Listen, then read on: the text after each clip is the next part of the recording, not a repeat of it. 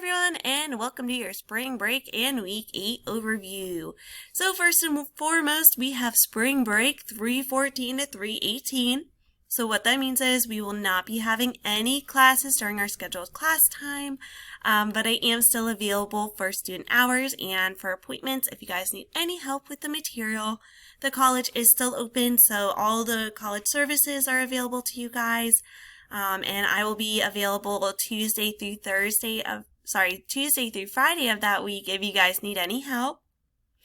I did want to note that I will be away from my computer starting around noon on Thursday the 10th until start of business day on Tuesday the 15th.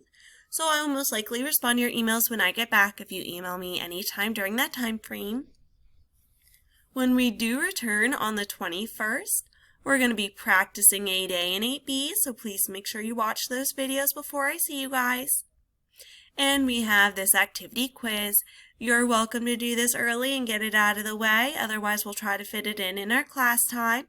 And we're going to preview 8D. Wednesday we're going to practice 8D and look at preview 8F. There are no additional notes for this week.